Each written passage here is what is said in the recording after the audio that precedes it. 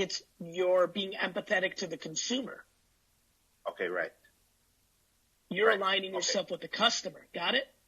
And try and get feedback from them as to why they hate, what's their issues, what's the problems.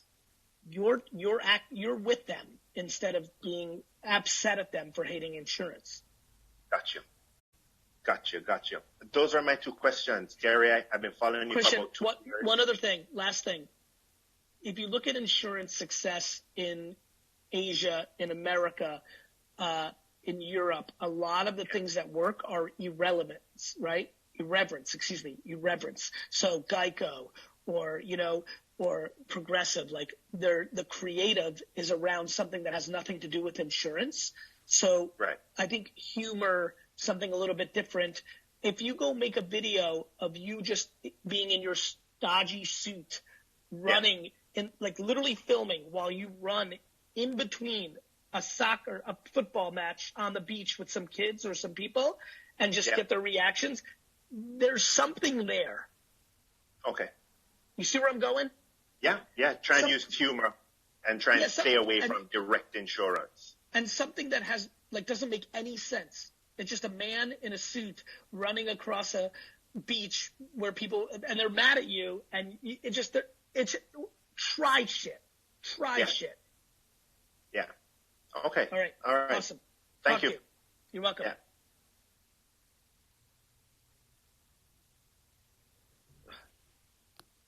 Let's keep this going. Jamaica, Greece. We've got really international today. Hello. What's your name? I'm Deanna. It's nice to meet you. Deanna, it's so nice to meet you. All right. What's your question? So a little bit about me first. I am a university student in Virginia. I study biomedical science, and I'm a Spanish minor. My passion is in the medical field as well as with Spanish, so I'd like to make use of that. I recently got an internship in Colombia, the country, and, it's expensive to do it, but that leads to my first question. How would you, if you were in my position, how would you fund that trip? And I have a little bit of time to do it. My favorite thing to push people towards is to sell something. I think it's been remarkable for me over the last 2 years to see people that have gotten into flip culture. When I see the stuff even over your shoulder right now, like those cups up there and mugs and, tchotchkes, I'm always like, do you still care about them? Are they yours? Or they're your, I always think in terms of if one has the ability to sell, to buy something and sell it, starting with the stuff laying around their house that they don't like anymore, and then going to Goodwill, garage sales, thrift stores, buying bulk on eBay and selling it on Amazon.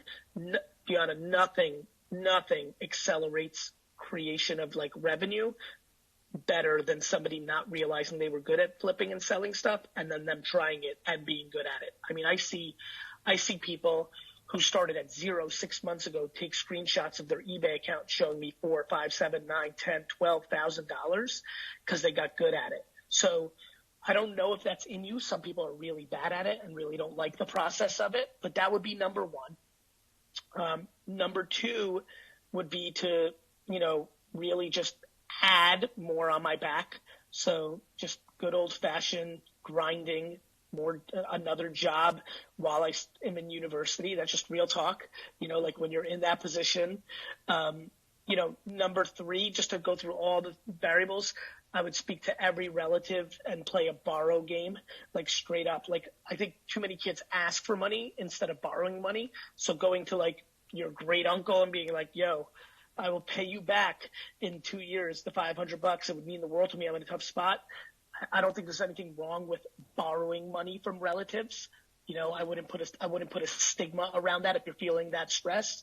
But really besides doing something that you can do for yourself to make money entrepreneurially, like the flipping, getting a job, just another job and saving, a grind job, late night job, or borrowing money, those are the three paths in this scenario, in my opinion. Okay. Have you ever sold anything on eBay or Craigslist or Facebook Marketplace or Mercari? I don't have much to sell. Understood. Do you have $20? Yeah, I just got paid today, so I have a little bit more than $20. To me, there's a great story I got on email where somebody was in a very similar spot when I started talking about Flip Life. And they literally started with $20. Literally. You're in a little bit of a tough spot because we're in quarantine right now. But what they did was they went to Goodwill. They went to some thrift stores. They bought I'm trying to remember the story, 7 to 10 items. They sold that on eBay and Craigslist and Facebook Marketplace. They made 100 on that. They went back. It's just that process.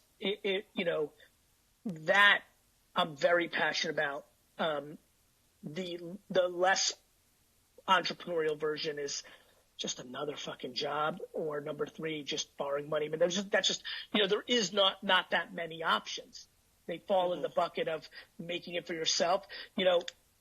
By the way, another way to make money is labor, not buying and selling. So maybe it is, cutting hair. Maybe it is mowing lawns. Maybe it is like the reality is it's just grind life, Okay.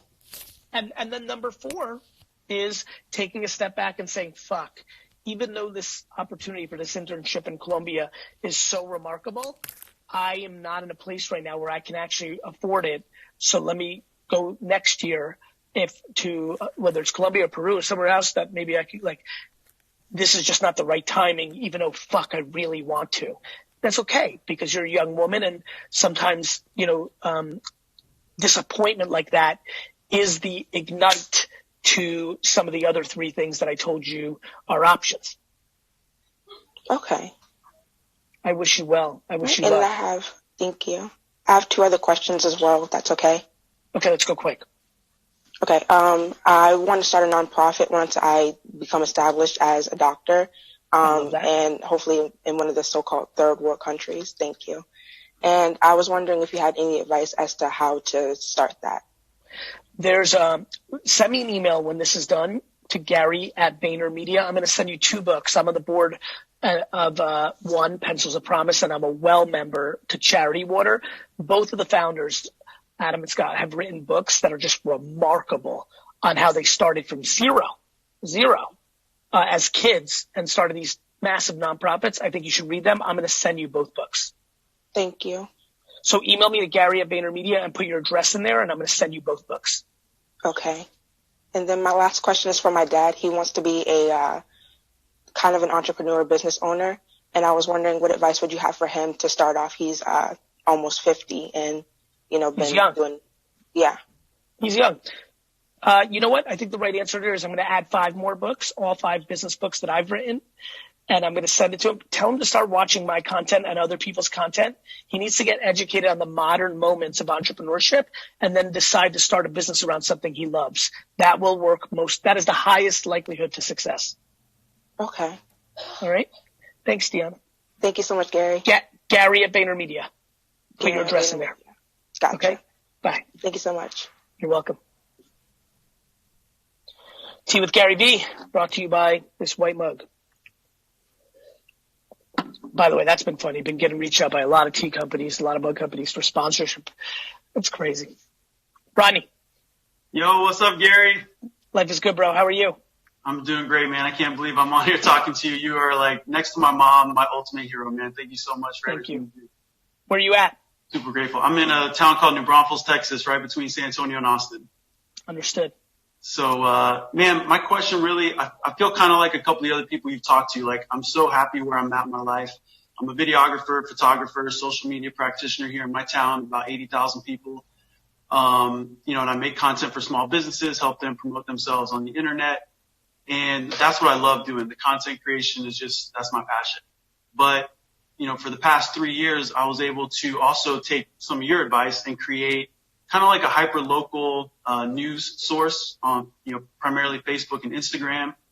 It's gotten a lot of attention with the local community. I mean, they look to it for, breaking news a lot of time. It's business and entertainment oriented. It's not so much hard news.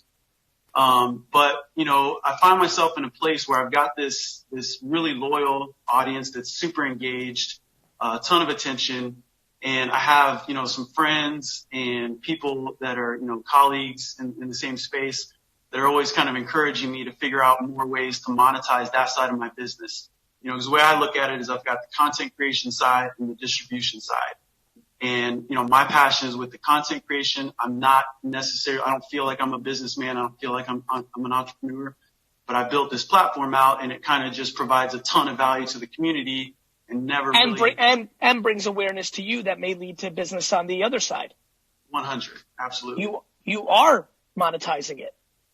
I am. Yes. Your friends are looking at it one dimensional. For sure. I guess the only reason I hesitate and they catch my attention when they say that is because, like you always say, man, I feel like I've already won. I'm doing, what I love to do. But that being said, like, I would love to turn this into a real business instead of just a one-man show and grow. Have you considered bringing in a young hustler, Sarah or Rick, who really have hunger, who love the news or distribution side of things, who you might be able to give 5 to 49%, depending on how great you feel about them, to really drive that side?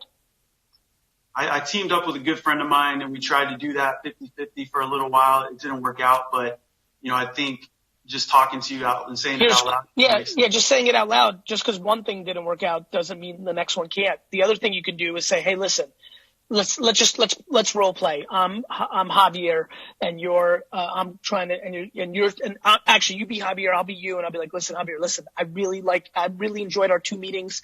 I think you might be the guy. I love that you interned at CNN that year. I love that you've worked on local websites. I had a really tough experience, or not even tough. I had an experience that didn't work out with a former friend. I'm scared to give up equity for this baby because it's my baby, but I'm going to do what other startups do with you. Like, if you're willing to take the risk, Javier, I hope you can tell that I'm a good guy. Here's what I'd like to do. I'd like to pay you a little bit in year 1 for it, but after 6 months, if it's working, then you can kick into getting 10% of it. But if it doesn't work after 6 months, you're going to have to trust me. I'm not a bad guy. I'm just trying to protect myself, because right now I would say no because I'm scared to give you 10% and then it to not work out. And then I regret it. So just like it's called a cliff, Javier, in other startups where you work, and until you hit 1 year, you don't get any equity. I'd like to cliff you for the first 6 months. If you go great, then you go. Your vulnerability is me trying to screw you or deciding that you weren't good enough, but that is what I'm offering. And I do have 20 other people that are interested, but I think you're my guy. I think that's the combo, Rodney. Yeah. Got it, man. Well, hey, Gary, again, man, honestly, more important than any question I can ask you, I just want to say thanks for everything that you do for our community, man. You're the best. Rodney, I think that you should, thank you, brother. Rodney, I think you should reach out to every local business and do an interview right now with them on Zoom, on Instagram, record it. Right now with all this downtime, if I'm hearing you straight, one-on-one interviews, 5 minutes on how they're getting through this, how they are, give them 1 minute at the end speed round to promote their business. I would fucking make 25 of those a day if I were you. I would literally DM. I would put that out on my channel to the community. I would go ham right now. I would go 24 hours breaking news, AKA your version, 20 business interviews a fucking day. You don't need to edit them. You just record them and post them with a little copy. You do 4 minutes on how you're handling it. What's your, what are you thinking about? I do in 5 minutes, 2 minutes on their background in the community, 2 minutes on how they're handling it, and 1 minute to promote their business. It would be such a public service. Yeah. I did that last week, like 2 or 3 times. People loved it. And then I just stopped. I mean, it was a lot of work. The whole COVID-19 thing, covering some of this stuff, it just kind of drained me because it was kind of just super, heavy for what I'm used to producing. I think you can go the other way. Let's go with optimism on it. This is an optimist. Make it optimistic. Lean it towards optimism. For sure. Awesome, brother. Talk to you. Thanks, Gary. Love you more. Bye-bye. Thanks, Rod. All right, let's keep going back to Twitter. If you're watching right now, time does fly. Time flies when you're listening. It's true. This is going super fun, fast and fun. Love it. Hi. Hey, Vicky. Good to see you. Give me 1 second. Just trying to, Chris Fulham, I'm going to follow you, my friend. We've been around a while. Vicky, great to see you. How you doing? I'm well. I'm sure you're challenged with this COVID, because an ice cream store is not necessarily in the best position during this time. No, plus obviously we're in a tourism, what would normally be hotspot with spring break, and obviously Clearwater hit the news because it was doing the wrong thing. So kind of all the mum and pop shops are absolutely challenged to do the right thing and keep it safe. We closed for a few days, which was absolutely dire because spring breaks, when obviously we were hoping to put money back in the pot because we just spent all of our savings on the new store. So that obviously is going to take a long time to recover. But yes, moving forward, my concern is now, obviously, all the people that were going to come down this year for tourism are not going to come. So there's when it does finally get back to a little bit of normality with tourism, we're still going to be at the back end of the queue to survive. So we've done curbside for the last 3 days, which I wasn't sure initially it would work because I needed to work out a way that it could be safe. And we did minimum 4-pint ice cream deal, prepay by invoice. When you arrive, call us, it gets brought out. So we kind of, all the friction, that was amazing because we just managed to bring in some money. But obviously that's a short-term stop to getting anywhere near close to what we should be doing. You know, unfortunately, and I've been thinking about you because I saw you on social a little bit, and, you know, so it was on my mind. I was like kind of like racking my brain. Unfortunately, you know, it's the same thing with all my restaurant friends in New York. There's only so much you can do. You know, we've lost some clients on the Vayner side that are selling clothes, right? And just they're, you know, the retail clothes, and just like even the online clothes players are not doing well because that's just not what people are thinking about right now. And so, you know, unfortunately, also having a seasonal business where it's not like, you know, you open and we're just back to our building back up to our normal mean and it's just all the same. The reality is no different than a hurricane, no different than a war, no different than, you know, an earthquake, you know, that takes down a highway and then hurts all those businesses in New York, no different than when they decide to put up a subway station and they close one side of the street and you're on that side of the street. This is what's so scary and real about entrepreneurship. Sometimes there is no answer. And that doesn't mean give up. What it means is you can only do what you can do. And I think one of the reasons, Vicky, and I know you watch a lot of the content, the story time thing is the thing that I'm most focused on right now because it's the one thing that everybody can control. The trials, like just, you know, the reality is putting out content about the stories or about the product or how you came up with the recipes is really at some level, besides the promotion of curbside for you, are really the two options that you have to actually attack. Other than that, we're at the mercy of like the reality of the situation. Yeah. I think as well, the hardest thing for me is having obviously come from the UK to the US and obviously every single bit of savings, and we saved for 3 years. We had a nice pot of money, which was just saved because I knew we would have to move locations. So then to have that pot of money and put 90K in to the new store and then be looking at my bank account and going, shit, I've got staff to think about. And the backstop that I've had for 16 years of retail in London and the US, for the first time in my life, at the worst possible point, I don't have that kind of fallback to. I mean, I've got amazing staff. All the young kids live at home and they're all right. Don't worry about us, which is great. I've got one full-time member of staff, which obviously her and I are kind of clinging to what we can to kind of keep it going. But of course, like everybody else being an immigrant, our visa's due for renewal this year. So we also have to at some point go back to London and obviously show the embassy that we're worthy to be able to stay in the US for another 5 years. So it's a challenge for immigrants. The good news there is my intuition on the re-up on the 5 years, the COVID scenario is probably going to help you. I think a lot of people are going to get passes based on that.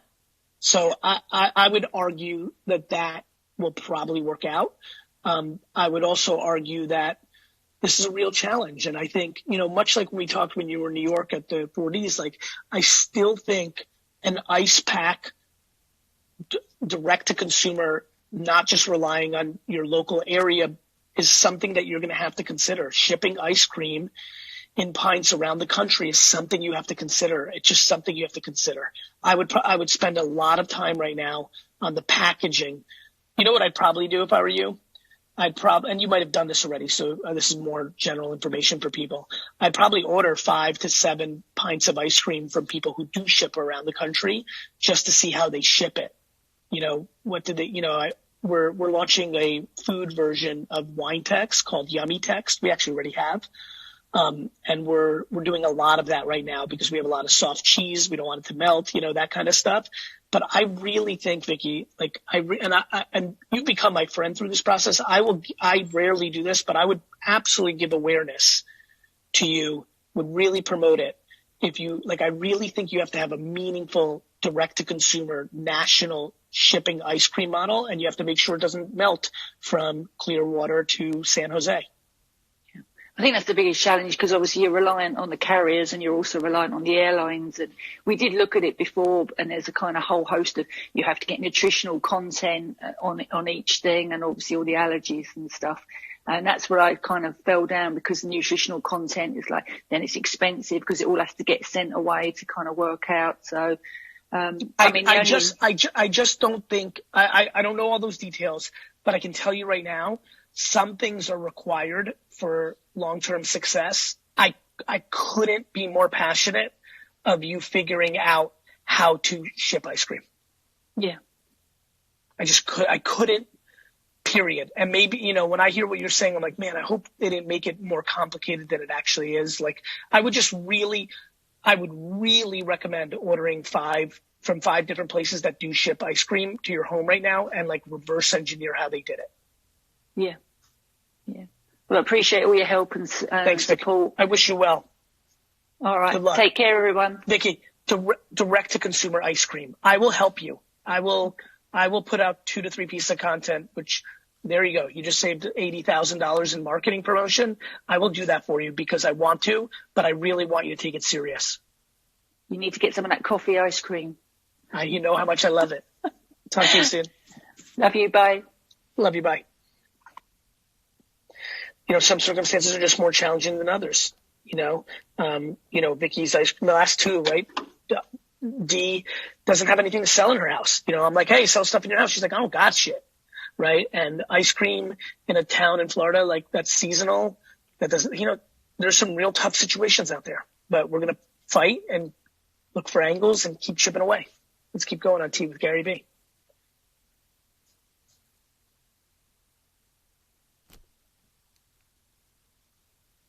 Lawrence. Hey, what's up, Gary? How are you, brother? Good. I appreciate you having me on today. Happy to do it. I just want to say thank you because back in 2018, when you had your Crusher book signing, I was one of the people that came out, and you ended up signing this for me. And I remember you stuck around like you were trying to get out for your family, and you ended up literally staying an hour over just to get everybody through. So that means the world. Thank you for seeing that. You're welcome. So I guess I just had a couple questions for you. So I do fashion photography in New York, and basically,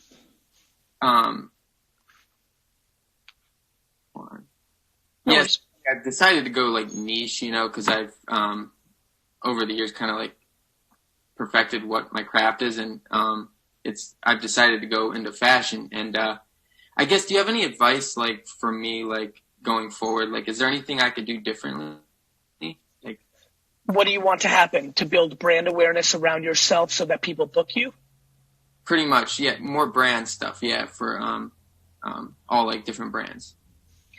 And I think a signature, when I hear that, I think a signature play, like a podcast or a YouTube show, I'm a very big believer in a signature product, and then you build from all the concept from there. I mean, even look what I'm doing right now. It's very meta. Even this downtime, I'm like, fuck it. I'm going to create something signature. Tea with Gary B. And then all of it's going to stream from that. It's how I started Wine Library TV. It's how, my whole world has gone. So I think look, you're trying to build awareness that you're good at something or get known in a sector. So let me explain how this works. If you start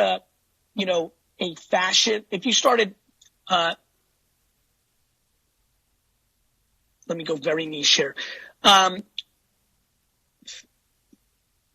Fashion in Social Weekly, brought to you by Lawrence Crookston, right? Like, if that's the show, literally if you named it that show and then emailed and LinkedIn messaged 50 of the top fashion designers in the world, or fashion CEOs or fashion creative directors, 50, I'm talking top people, you would be blown away. You have nobody watching your show. You would be blown away that 2 of them would say yes to be a guest. Now, why that's important, Lawrence, is now all of a sudden you're on the phone for 35 minutes, 45 minutes, or in person for 45 minutes with a chief creative officer of Stuart Weitzman. And when you're done, that person's like, oh, thanks for, like, so what do you do? And you're like, oh, I'm actually a fashion. You see where I'm going? You're putting yourself in a position to network through bringing value. That's how I think about it. Okay, so literally, like, name it like Fashion Weekly with Lawrence. Come up with something. Like This Week in Fashion is very generic, but maybe This Week in New York Fashion is niche enough. And so you've limited yourself to New York fashion, but at the same token, there's fucking thousands of people you need to meet in New York fashion. So you'll probably never get to everybody in your pod. You see where I'm going? Yeah, like, even like what I do is around like New York Fashion Week, I'll literally like, I work like my day job where I like make coffees and sandwiches and stuff. So I'll get up early in the morning, hit up fashion. We get on the streets and meet like influencers and editors and kind of build relationships like that, and then go do my day job and then, go home and edit all the photos and try to build those connections. I think hosting a podcast around the industry, you call it Fashion Photographer Weekly, I like it going macro because I want you to invite the most important people and once you get 5 of them, 2 of them, you can get anybody. And all of a sudden your podcast is why you're booking, more photography, because you're letting them talk about their business. And it's like a good trade. You're giving them a platform, even though nobody's listening at first. People still love giving interviews. And what you're getting is awareness and networking capabilities that may lead to something. Okay. Awesome. Hey, I really appreciate that. That's great. You got it, Lawrence. Hey, thank you. You got it, brother. Talk to you soon. Bye. Thanks, Lawrence. Dallas Barnes just followed you. Thank you for sharing a screenshot. If you're watching right now, take a screenshot of this and post it on your Twitter and let everybody know what you're watching. And I'm trying to get some more people in here to watch because it's super fun. And I think we're bringing a lot of value. And I'm also looking to do some fun stuff. So I see that Luke Churchill here has me in his profile. So I just liked his. I appreciate that, Luke. It was nice meeting you the other day. Isabel Stark, appreciate you watching. Thank you so much for that. I'm really appreciative of that. Dustin, I'm ready for the next one.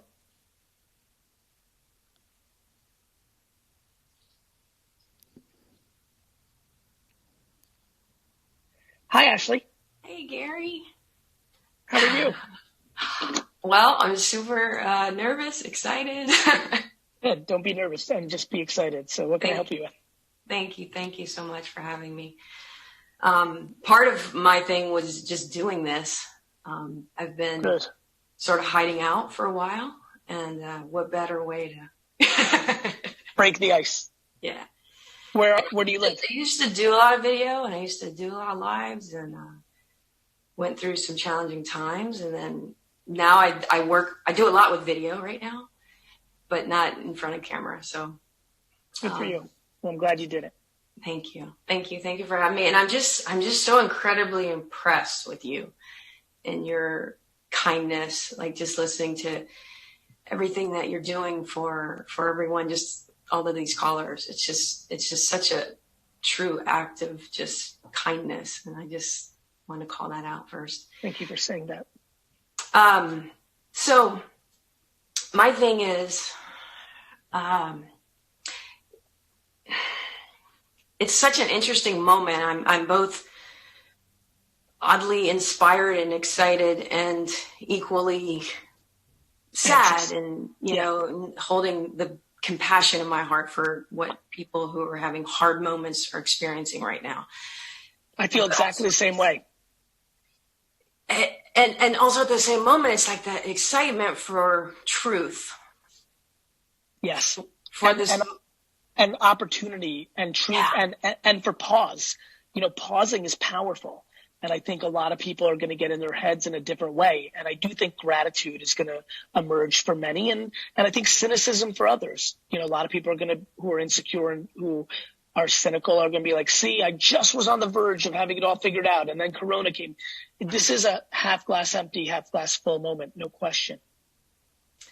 Yeah. So for me, I was literally right before this was happening, I was sort of looking at for myself, sort of the opportunity that presented itself, was I have an eye for capturing video and really understanding like these nuggets and these powerful 2-3 minutes of content. And a couple of years ago, I actually developed a video business card, and I created, I had 50 people go through it, and so it was called VidBits.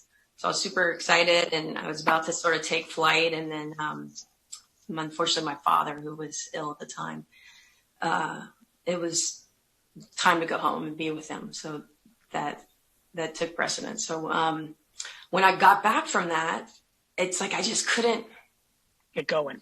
I couldn't do it. I couldn't do it. So I find myself, after many years of working for myself in different businesses, like, okay, I guess I got to go work for someone else right now. I just don't have it in myself. And that's okay. I mean, it was because it brought me to some really interesting opportunities, and I got to learn some new things. Good. Which has been great.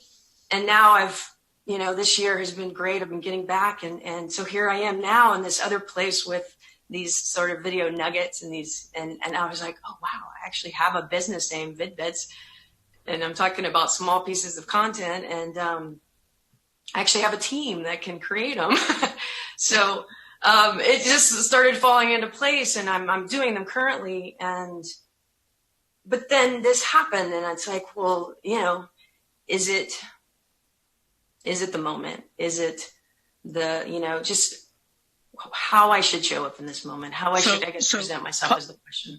Yeah, Ashley, I think the biggest thing is a relationship with time, right? Mm-hmm. Like, the reality is, if it is or isn't the moment, I don't view that as if it's not the moment, I don't view that as some huge negative, because the reality is within 6 months or 12 months, it might be the moment. And of course, we all have to cherish every moment we're on the earth, and you never know what can happen tomorrow, but knock on wood, there's a likely chance that you've got a good 40 in you years. And I think, when you actually contextualize that, I think that's, your natural entrepreneurship, because you went that way, your own time clock on ideology, like should you be working for somebody else or should you not, your own ambition, an ideology of like who you are and what you are and should you be doing this or not. The reality is, and this is a very powerful answer. It's funny, like how I feel about this answer. It doesn't matter. Like me, what I mean by that, and it's really powerful, and I'm starting to realize why so much works for me, whether I'm right or wrong, whether it leads to the next great thing or it literally becomes the seed of my ultimate financial demise, it really is all going to be okay. Like what, and I mean it. I really am very passionate about perspective, right? To your point, going through did your dad pass? Yeah. So my mom's watching right now, so big shout out to her right now. Big shout out to mom. I'm sure your dad had lots of thoughts about life the whole way, and then ultimately what, right? Like we just live, and so I just want to encourage you to realize there is no wrong answer. I mean that. I really believe that, because I always tell people. I'll give you a good example. Somebody really in my inner circle broke down with COVID. Inner circle. Solid acquaintance to maybe borderline friend, right? And, a friend. I was just right there. I did it, really, went, and I was and and I was talking to him, and I said something that really swung him. And I say it a lot. If you really follow me, I don't say it that often, but if you follow me, you've heard this. I said, look, bro, I get it, but like, let's just role play for a second. Let's take a step back and reframe our perspective. Let's say this didn't happen. COVID didn't happen. And let's say you would have gone to that pitch that would have gotten you this money that he's talking about. Like, let's just say they even said yes. And then let's say that you were happy and on the phone and calling your wife after and saying you're getting the money and you weren't paying attention and you literally got hit by a fucking car across the street in Chicago and died. I'm like, you do understand that that's possible. You do understand that, you know, for all the deaths that are going to come from this disease, there are going to be handfuls, hundreds, if not thousands of people around the world who this actually saved their life because they wouldn't have gone to that restaurant and choked on that chicken bone, because they wouldn't have gone on that flight where they would have gotten the radioactiveness that led to their cancer. Like, I actually believe that, Ashley. And I think, and when I say it doesn't matter, what I mean by that is we all do our best in trying to make decisions. But if we actually realized the ones that may seem like bad decisions on paper up front actually led to being great decisions 7 years later, there's something that I'm able to do through my DNA upbringing and perspective and now practice, and is just realizing you got to give things time to figure out if they were right or wrong. And everybody like wants to judge everything so short. You see what I mean? Yeah, no, I totally get that. And I feel like I've learned to practice that more and more, especially in the last couple of years. Just good, you know, that patience. Yeah. And gratitude, right? Even for every day. You know, everyone's like, this sucks. I'm like, you and I are talking right now because of modern technology. If this happened in 1987, like that, you know, that we would have missed out on a ton of human interaction that really right now people are getting their fix on human interaction. Look what we're doing. I'll give you one, Ash. I'll give you one. Let's go very meta.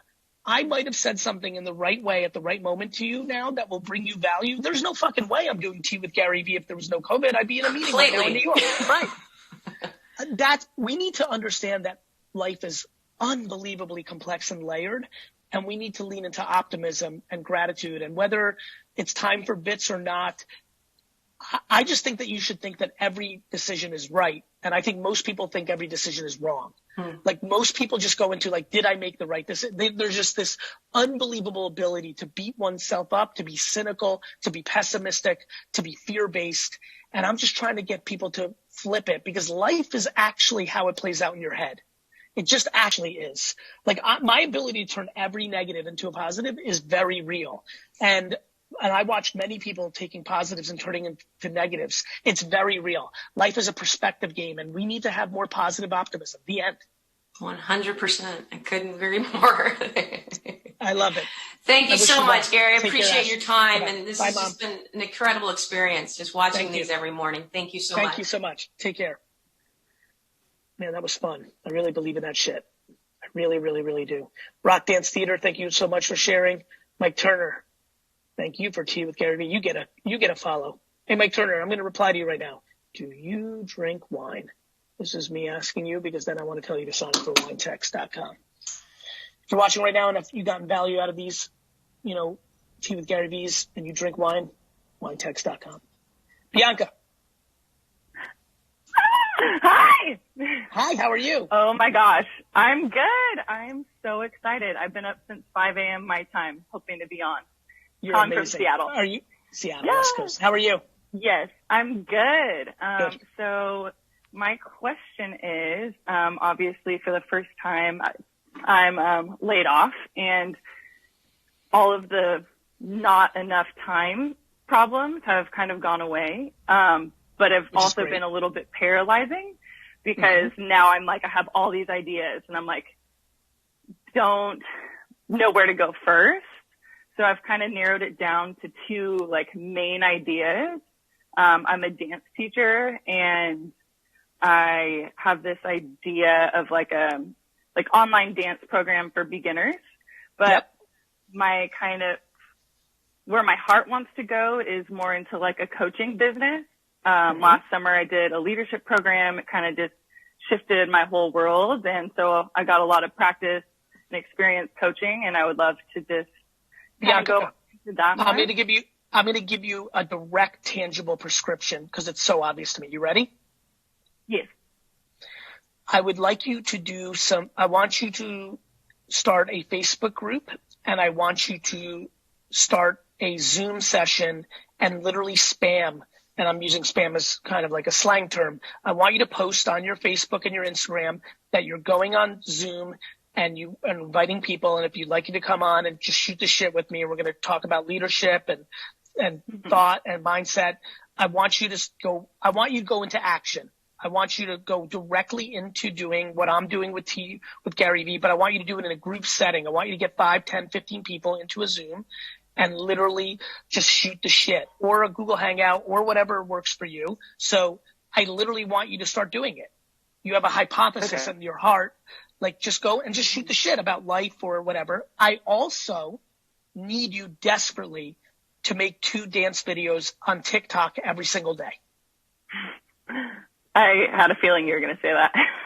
Bianca, I'm telling you, it's very real. What people don't like, as you were thinking, people are crippled by, I have 10 ideas. People are crippled by, I've narrowed it down to 2. Which one's the right one? And what people don't understand is in today's internet, the answer is yes, and both, and. The answer is and. Like, literally, by this afternoon, in 7 hours, in 10 hours, you should have 2 TikTok dance videos. And in your profile, it should say dance teacher with your email. And at 6 o'clock at night tonight, which would be 9 on the East Coast, you should be doing a little wine, happy hour, leadership mindset, like kind of little jam session that you're the fucking queen bee of, that you're leading. Here's the topic. Here's the questions. And literally in 24 hours, you've now started the process of figuring out the right answer through action, not through debate. Got it. Yeah. So you would suggest just like getting a group of people on Facebook is what I'm hearing, and then coming up with kind of like a format beforehand and just like some questions maybe to throw out, or I get kind of lost in the mechanics of it, Yeah, I'm going to get you unmechanicked.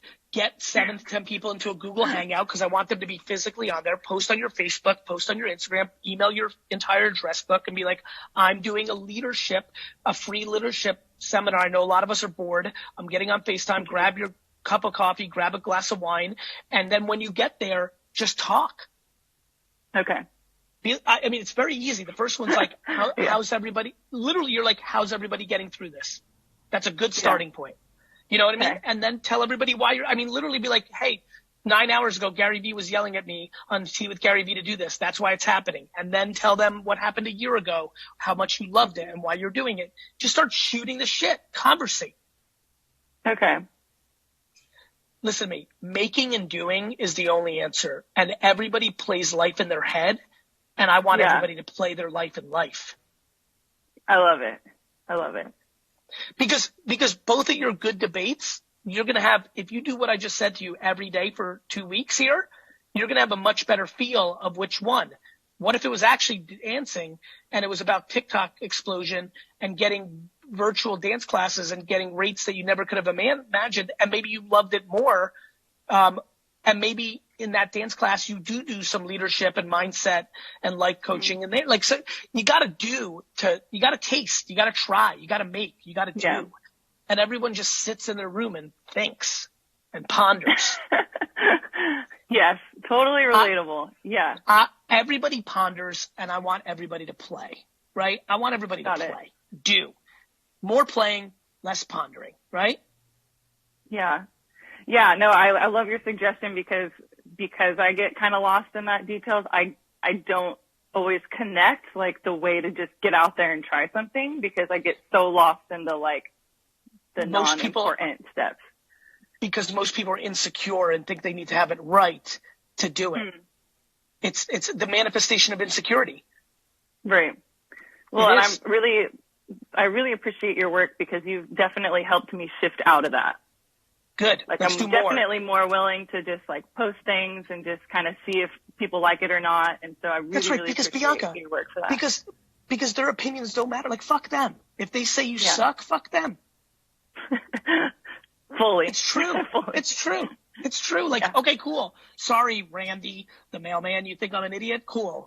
Like, see, like, sorry, Aunt June. I'm sorry, Aunt June, that you think this is silly. You go worry about your fucking cat. You know, like, you know what I mean? Like what? Yeah. Yeah. Definitely. Awesome. Well, thank you so much. You're welcome. Take care. All right. Getting towards the end of another episode of Tea with Gary V. Valerie is in the building. Hey, Val. Hi. How are you? I'm good. Can you hear me? I can. Awesome. I'm also from Seattle, so I feel like I'm very similar. It. Okay, yeah. This is so great that we have this opportunity. Like our grandparents would never have been able to do this, right? So I'm just loving this right now. You're providing so much value to everyone, and I'm super stoked. So thank you. Yeah, I have been listening to you and been really inspired. And my passion, kind of similar actually to Bianca. I work in the corporate world and nonprofit healthcare, and I would love to kind of get in the space of being like a consultant for different businesses in employee engagement, like via positive psychology. So similar question, how would you do that? Like, how would you begin to scale that? Obviously, LinkedIn is like my game right now, but I'm a little concerned of like posting on there just because I'm currently at an employed. So I think, but I actually think you can get away with it. And the way you do that is by making it as general thought sharing, more so than hire me to do this. You're just building your awareness and you're just sharing your thoughts on these issues. You're almost journaling. You know, you're almost sharing. Okay. And that's not like threatening to my current It may be. It may be. So you see. I do. Yeah. The problem is then you're out of options, right? Like the way to do it is one of a couple of ways. One, the way to actually build up demand is through creating the content that leads to awareness. To your point, if that's detrimental to your org, look, the reality is that if you can make it general enough, most companies have a very unique relationship with their employees. Unfortunately, most companies want to keep their employees in jail. I, on the other hand, am desperate to build up the profiles of my employees. James Orsini, Nick Dio, Claude Silver, D-Rock. Like, I want them to build up their profiles because I think that's karma and the world is abundant. And if they feel that they can do better outside of my four walls, I want that for them. I don't want to suppress them. I have empathy that might not be the case for your situation, but I think the more general and non-threatening you go, if you're not asking for business, then you're just building awareness around the subject matter. And then if they're just super cynical, then you may have to deal with that. Right. So I guess a follow-up question for you is, how do we get more leaders to be influential in a way that you are? How do we incorporate more positivity and, the leadership that you bring to the team, in your opinion? I think we find the ones that naturally are in it, because a lot of people aren't. Many leaders lead with fear.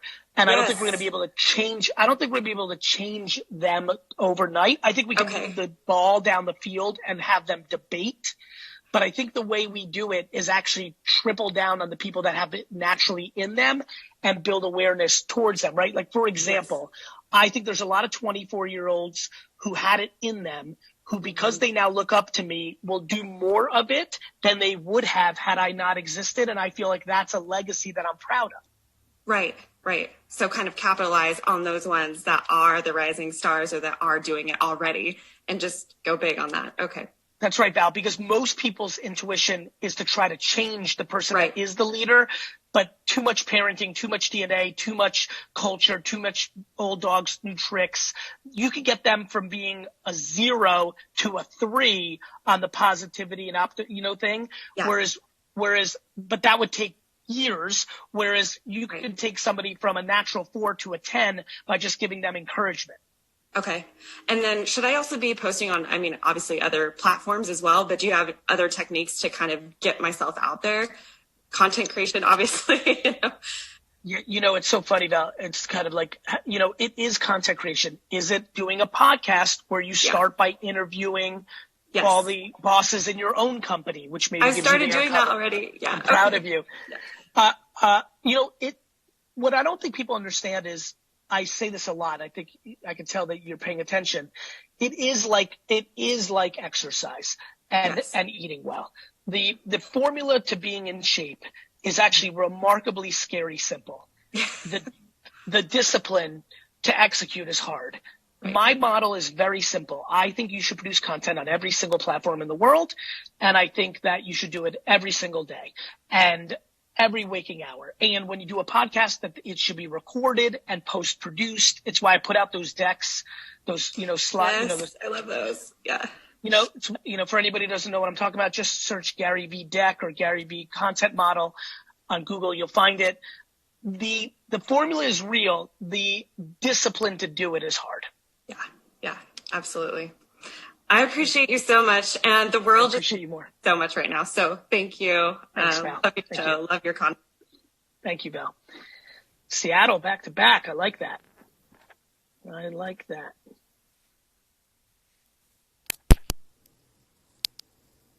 Cody, what's good? What's up, Gary? Life is good. You? Hanging in there, getting into online classes and getting adapting to that. It is definitely an intense variable. Is it, are you like enjoying it, or is it like suck? There's one class that is a little difficult to kind of understand, but he's kind of, splitting up into different sections, trying to make it simpler. And then everything else seems to be smooth sailing right now. I'm actually using Zoom. I've never used Zoom before until this semester, so I was glad to get to know it, because now look where I'm at. I get to use it and talk to you. It's awesome. What can I help you with, brother? Yeah, so in the recent years, I know that you have emphasized on looking up like where you live on Instagram and seeing the top 5 posts and interacting with them. The problem is with my area, I live in Iowa, Cedar Rapids, Iowa, and my posts don't really consist of like creating content. It's like really random posts. I don't really know how to describe them. So what do you suggest? What are you trying to accomplish? I would like to get myself out there to be, I'm studying to be an information technologist in the computer support specialist degree, but I also like to do videography. So I was thinking if I could put myself out there with making videos, I could help people around my town make a video. I understand. Yeah, for their businesses or whatever it is that they do. So I think you should put out videos on your account. Mm-hmm. And then I think you should DM all the businesses that have an Instagram account in your area. And you should give them a pointer or two. Don't tell them that you could do videos for free. I mean, you can say I'll do videos for free, because I think that would work to some of them. But you definitely shouldn't say, hey, why don't you hire me to make a video? You need a video. Yeah. What you should do is say, let's role play. I'll write the email. Dear Iowa Curtains, hope all is well. Just stumbled on your Instagram account. I know a little bit about content and social. I noticed on your Instagram account, this is the DM you're writing them, Cody. I noticed on your Instagram account, you didn't link your website in your Instagram profile. You should definitely do that, because anybody that sees one of your photos will then click to it. That's very basic. I would assume 90% of people will have their URL there, but that would be example. You could say, Dear Iowa Fried Chicken, hope all is well. Hope you're doing well with this COVID. Hope your business is okay. I'm Cody. I happen to know a lot about content and social. I stumbled on your page, and I happen to notice that you do get 30 to 40 comments per post, but I looked back in the last year of your content and you've never replied to anybody. If you reply, you'll build a much stronger community, which will probably help you sell a lot of chicken. Also, I noticed you've done a lot of pictures. You should start mixing in some video. Cody, if you do that, if you put out content on your profile and you go DM businesses in your area, if your hope is to get them to hire you to do videos for them, but you don't sell to them, but you provide them a free 5-minute social media audit and DM them, I guarantee 3 of them, if you DM 50 people a week, 100 people a week, I guarantee 3 of them will become clients of yours. I really believe in that. Got it. Awesome. Understood? Yep. Awesome. Awesome, man. Good luck. Talk to you soon. Yep. Thanks, Gary. All right, I got to steal 3 minutes back for prepping for this 11 a.m. call. So this was another episode of Tea with Gary Vee. I hope you guys can join me tomorrow at 9 a.m. Eastern. Tell all your West Coast friends to wake up at 5:45. Would love a barrage of feedback on today's episode on Twitter. My team is going to be chopping this up. It would mean a lot to me if you went to Twitter right now and said what your favorite part was. That might lead to some observations for me and the team, and it would show me all the faces and accounts that have been watching this morning. So please go to Twitter. Gary VEE is my Twitter handle. If you don't have a Twitter account and you're watching this, please set up a Twitter account. Go to Twitter right now and set up a Twitter account. You need a Twitter account, period. And that's that. So wish you well. Can't wait to see you tomorrow. I love you guys. I hope you enjoyed. Dustin, thank you so much for your help on the ones and twos. And we will talk to everybody soon. Bye-bye, everyone.